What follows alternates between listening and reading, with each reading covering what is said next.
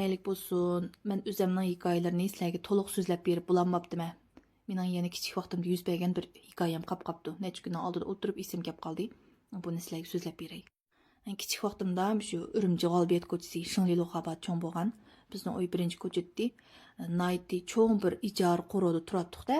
Bu qo'roda men ismini bilsam bil o'ynab cho'ng bo'lgan shunday yaqin bir do'stim bor. Bu do'stim bilan ikkimiz maktabga bilib berib kelatdik.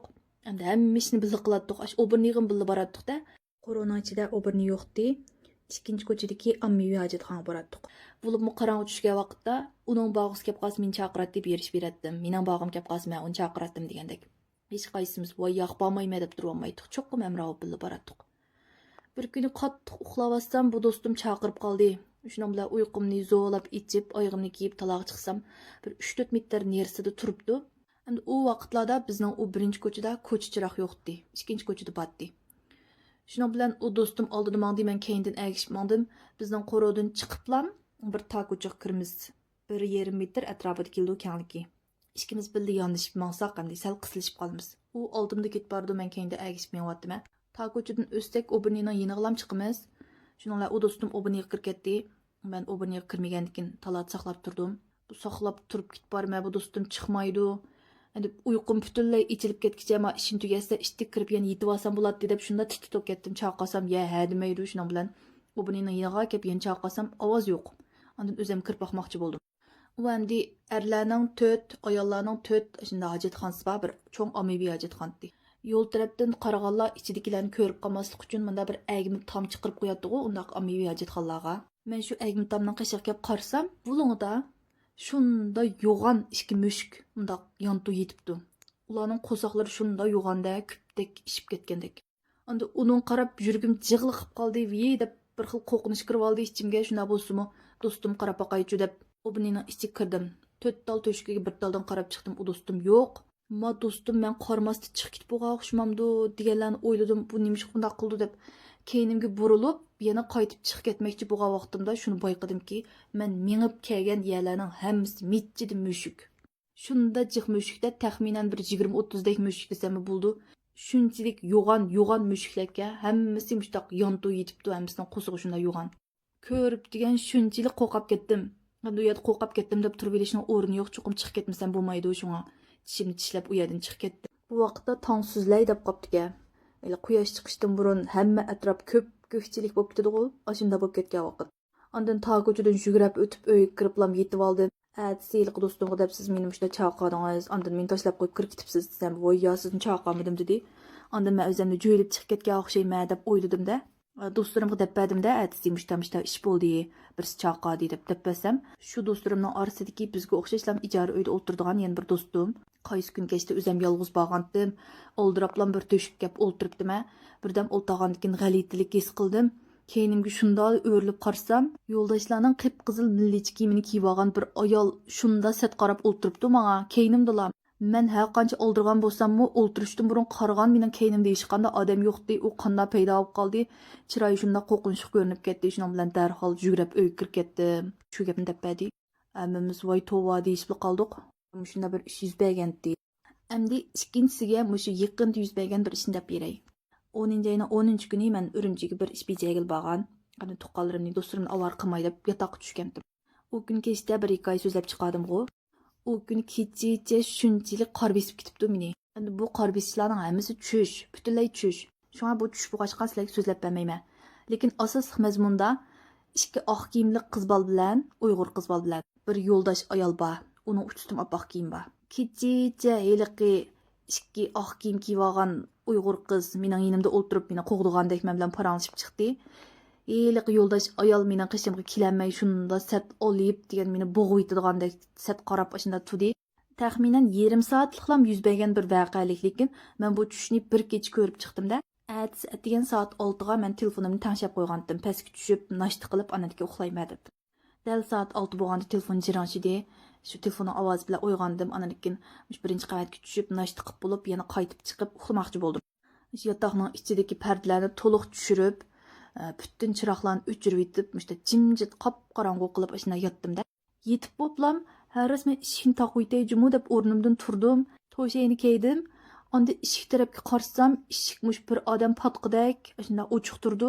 Eshikning yeniga birisi chamdinimni so'rab opirib qo'yibdi. Eshik bo'lsa ochiq.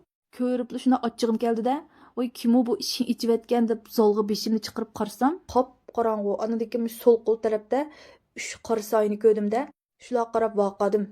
Qaysi meni eshigimni ichib men jingliga to'suq qilmayjimu deb vaqasam, orasida bir yo'ldosh ayol xanujchisiga, "Manga kirkita yotqinga" deb vaqadda qo'pollam. Şunun bilan ochig'im kelib, ishni jong'ida yopdim. Xiyolimda bularning jinglisi bir to'suq qilsam bo'lmabdi men deb o'ylab tursam, eshik chekildi. Tak tak tak qilib 3 qitim chekdi. Men eshikni ichib qaragan vaqtimda heliqi 3 soya mendan bir 5-10 metr jiroqlikda ekandiq. Men eshikni yepib bir 2 sekund bo'la bo'lmay men maxiyalni qilib bo'g'icha eshik chekilib bo'ldi-da. Men jiq o'ylamayli eshikni ichibdiman. Bir o'xshamaydigan yeri bu yotoqning eshigi mau sol tarafdan ichildi ekandiq. Lekin bu qitim eshikning tutqichi o'ng tarafda. Menga qo'yilmabdiman. Eshikni shundal ichishimga chiroyida ifoda deydigan narsa yo'q. Chiroyimda oppoq tomdek totirib ketgan. Chechini cho'qqisiga choplab tarab keyindan tugib oldimmi yo bo'g'ib oldimmi esimda qolmabdi. Ashunda tarib olgan bir xanzu ayol yotoqning ichiga uddul qarab turdi-da, ma ko'rinishni o'ylab hozirmi yurgim sep ketib bordi vallahi. Shunchalik qo'rqib ketdim. Men sizlarga munda bo'ldim, onda bo'ldim deb hikoyalarni so'zlab berib yurgunim bilan, onda chiroy oppoq odamni ondoq yaqin orliqda ko'rib boqmabdi ekanman. Ikkimizning orliqi degan shunchalik yaqin, hattoki uning murisi mening muramga tegib qolgandek darajada yinimdan yaqin menib yotoqning ichiga kirib ketdi. Yeni kelib men qarabmi qo'ymadi-da, xuddi meni ko'rmagandek. Uning uchisida bir oqranlik tantarbiya chapini bor ekan. Jiq yerlari oqga o chapanning, ba'zi yerlari seriqga. Voy, ish qilib beksat qo'rqib ketdim. Voy jon deb yugargan petdim koridorga chiqib bo'lib, voy to'xtag'ina, bu degan mening yotiqim tursa, u kirib olsa men nimish qo'nida qo'rqib qechib ketma, deblam yana yinib kirdim. Eshikning tubida raxtdan tikilgan bir qora xalta esiqlikka. Nimish qundaqligini uqmayman ish qilib, noyt tabiiy mening harakatlarim. Shu xaltaning ichiga qo'limni tiqsam, pichoqqa o'xshaydigan bir narsa chiqdi, lekin yog'ochdan yasalgan narsa. Uning bisi yo'q, uchi ushliqkanda. Uni qo'limga ilib oldim. Ondan uni ko'may qolmay chiroqlarni yondiraychi deb chiroqlarning knopkalarini bossam, hech qaysi yo'rmadi. Yotoqning ichi baq qorong'uda ham qanday ko'raman deb, men karvat bar tarafga o'ssam, heliq yo'ldosh ayolni ko'rmadim. Karvatning oq kirligini beshidan tortib badaniga, mush putining uchigacha, hatto qo'limi ko'rinmaydigan qilib, ching'ida yo'g'ib olgan ikkisi shu karvatning besh tarafga qarab tikkida turibdi, karvatning ustida. Ondan men menga yiqiroq birsiga qo'limdagi ushliq narsani mursiga sanjig'ash chiqish mening yotiqimdan deb shunda dedim. U ushliq yog'ochni sanjishim bilan ozroq ta'sir bo'lgandek kichikkin bir qimirlab qo'ydi. Shuning bilan bir uyg'ongandek bo'ldim, ko'zimni lop-bitlam ochdim. Uyqudan uyg'ongandek unda asta-asta emas, lop-bitlam ochdim-da, ko'zimni shunda yo'g'a ochdim. Birinchi inkasimda karvatning ustida qarsam hech kim yo'q. Uf deb lekin bütün perdelarni ichib etdim, yotoqning ichi yo'riq kirdi. Chamdinimga qarsam, men tunugun nat qo'yib qo'ygan bo'lsam shu yerda turibdi. Ishga qarsam, ishimni taqabdim-a.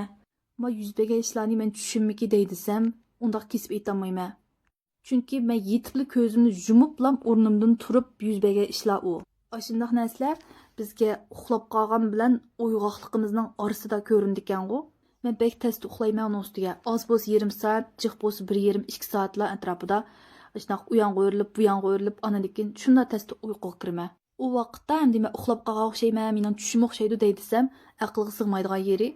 Men karvatning girvigida tüp-tüz yotdim, analikin haras ishni ilmidimi bir tekshirib boqaychi deb yana bir qitim qopdim.